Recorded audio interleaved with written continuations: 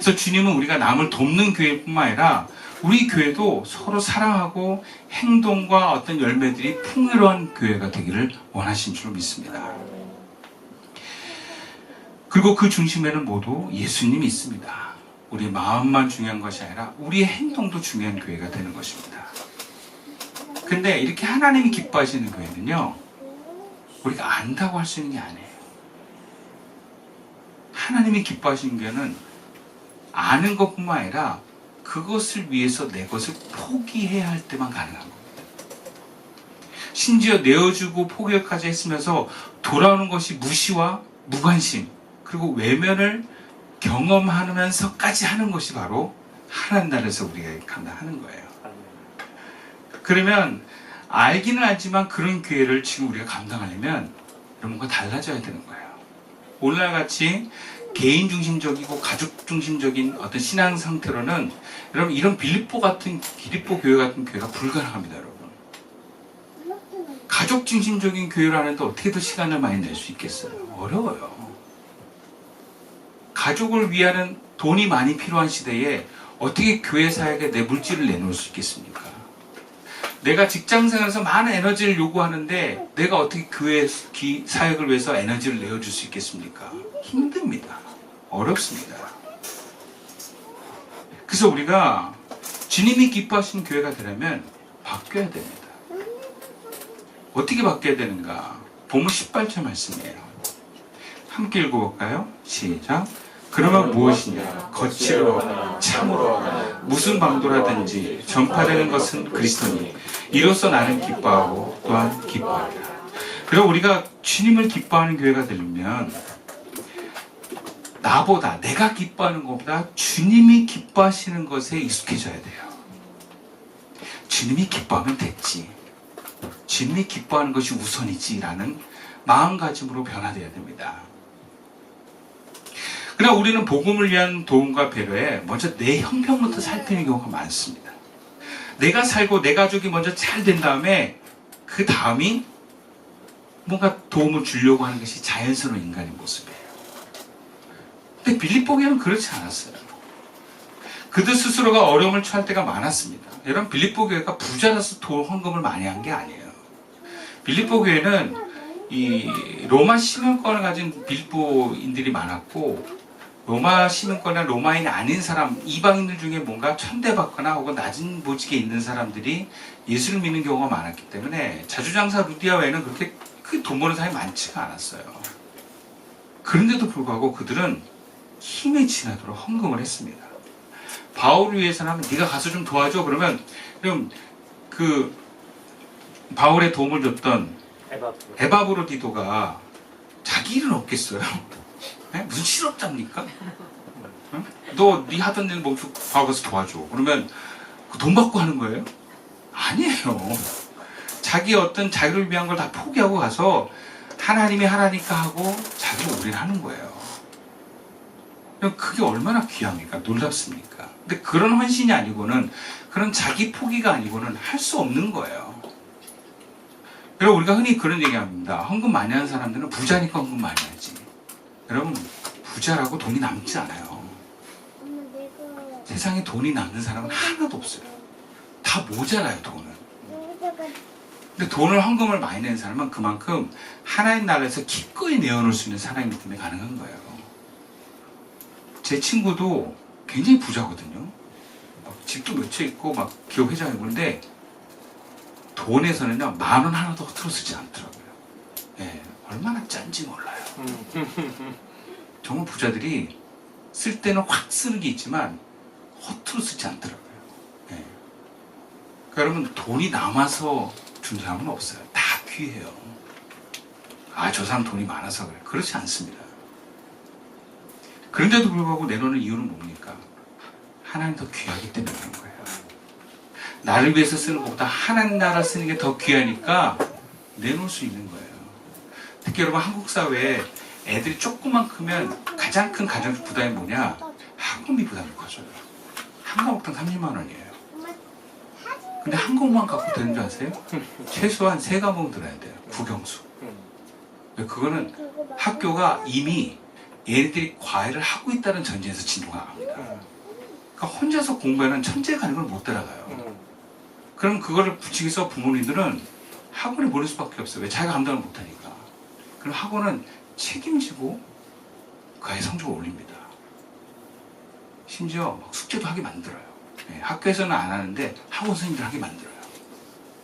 그러면 내가 헌금을 하고 뭔가 하는 날 쓸 때 그거 학원비 다 빼고, 애들 또 영양을 소중히 하니까 영양 빼고, 또 한국 사람은 뭐야? 아파트 장만해야 되잖아요. 그러면 돈 모아야 되잖아요. 다 빼고 하면 그럼 11조 하나 내는 것도 어려워요.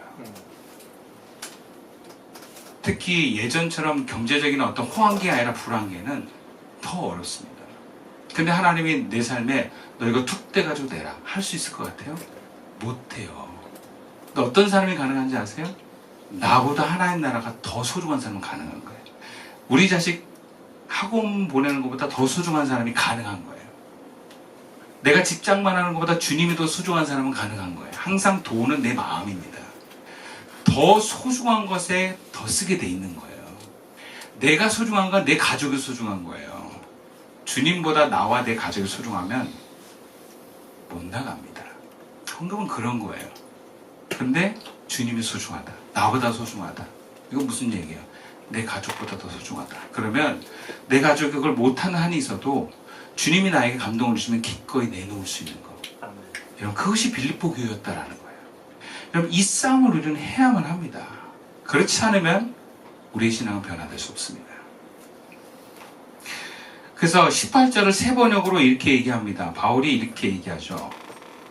그러면 어떻습니다. 그렇지만 어떻습니까? 거짓된 마음으로 하든지 참된 마음으로 하든지 어떤 식으로 하든지 결국 그리스도가 전해지는 것입니다. 나는 그것을 기뻐합니다. 앞으로 또한 기뻐할 것입니다. 바울이 자기 형편이 어떠하든지 자기를 향해 어떤 소리를 들리든지 중요한 건 그리스도가 전파되는 거라는 거예요. 내가 중요하지 않다는 거예요. 사람들은 자기 명예가 중요하고 자기를 통해서 뭔가 이루어지는 게 중요한데 바울은 아니야.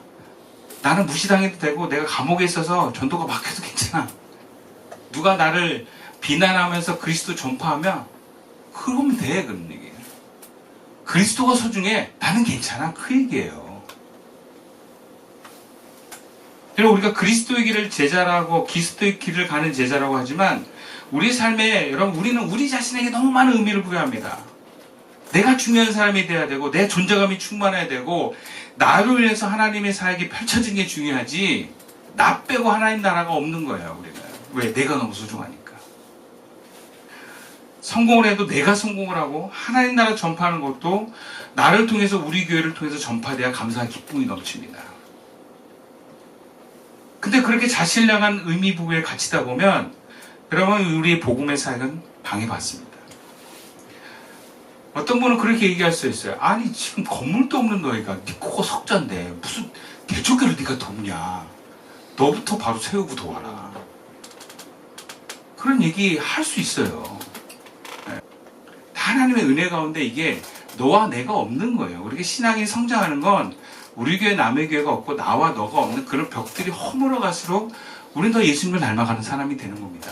근데 예수님 닮지 않고 내가 중요해 그래요. 예수님 닮지 않고 우리 가족이 중요해 그래요. 여러분 그 신앙이 아니에요. 그는 나를 위한 하나의 종교 모임에 가는 거예요. 나의 성공과 우리 자녀들의 행복을 위해서 하나님께 비는 신앙과 그 차이가 없습니다. 그건 제자의 길이 아니에요. 나를 내려놓을 수 있어야 됩니다. 나의 우선순위를 포기할 수 있어야 돼요. 그럴 때 하나님의 복음은 전파되는 것입니다. 여러분이 하나님 나라 할 때 여러분 알아주지 않을 일들이 많이 있습니다. 네. 고마워하지 않을 수도 있어요. 근데 하나님이 그 일을 하셨다는 게 귀한 거예요.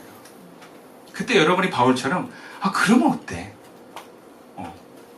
하나님의 복음만 전파될 수 있다면 하나님 나라가 확장될 수 있다면 나 빠져도 돼. 나 알아주지 않아도 돼. 그런 마음을 가질 때 하나님 기뻐하시는 교회가 됩니다. 두 번째로 우리가 빌립보 교회 같은 교회가 되기 위해서는요 20절과 21절 말씀이에요. 함께 읽어볼까요? 시작.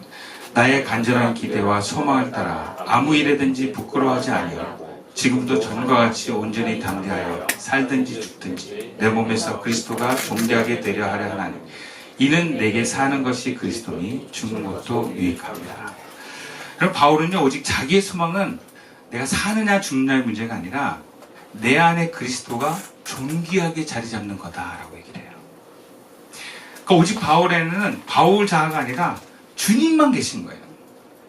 그러니까 그 주님이 계셔서 주님이 드러날 수 있다면 내가 죽는 것도 유익이야, 이렇게 얘기를 하죠. 그러니까 바울에게는 오직 주님이에요. 우리는 모두 살려고 발버둥을 칩니다. 돈 벌려고 애쓰고 사랑받으려고 애쓰고 인정받으려고 애쓰고 노력하는 것도 다 살려고 하는 몸부림이에요. 여러분, 그 중심에는 내가 있어요.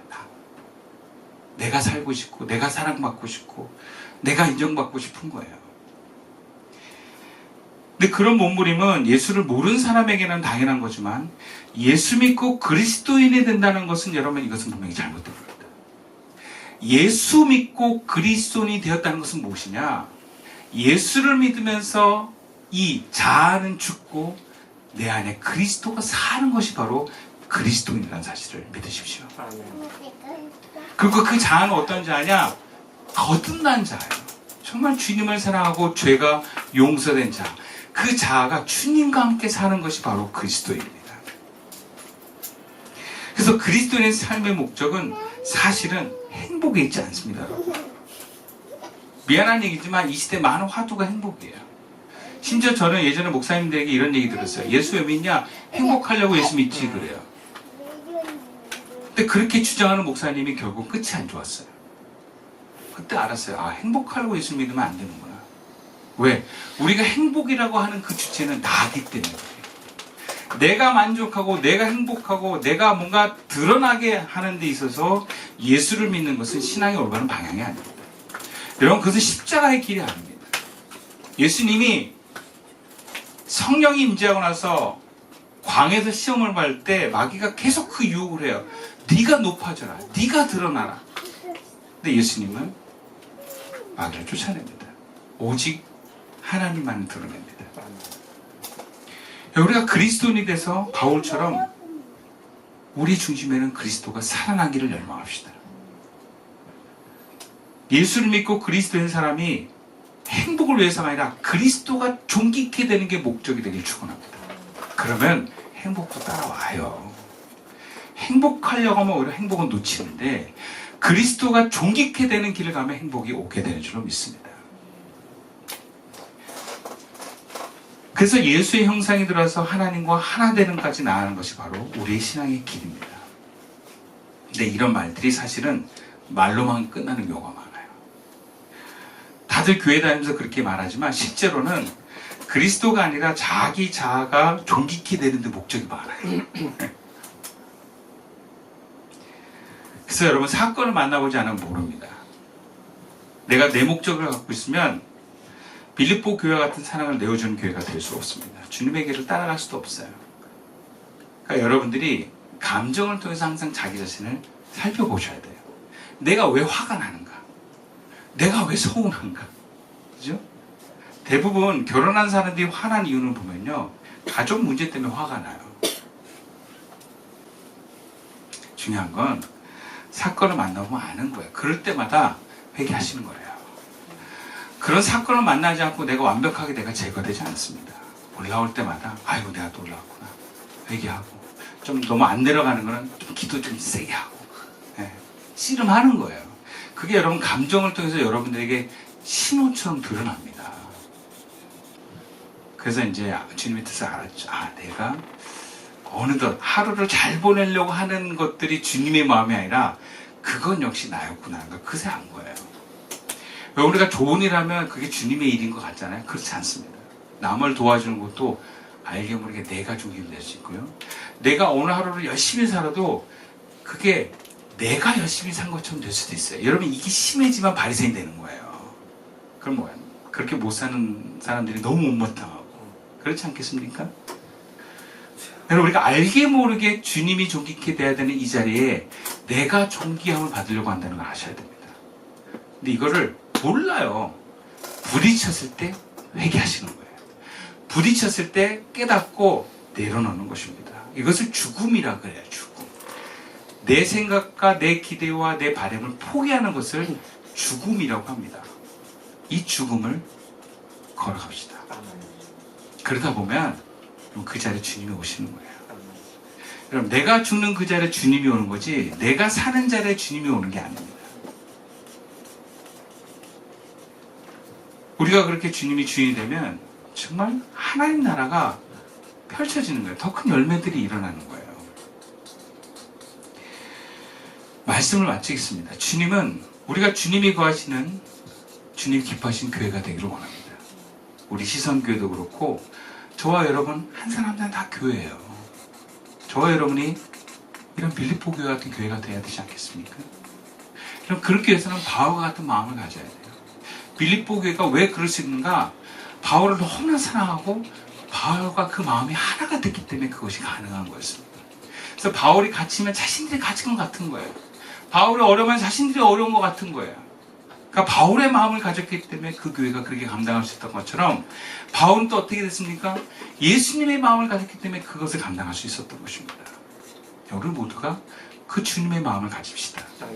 그 주님을 우리 마음의 중심에 모십시다. 그리고 주님을 존귀케 되도록 드러내는 삶을 향해서 자꾸 나를 내려놓는 길로 나아갑시다. 그러다 보면 그 죽음을 거치다 보면 주님이 존귀케 되어서 하나님의 나라는 온전히 세워질 것입니다. 기도드리겠습니다.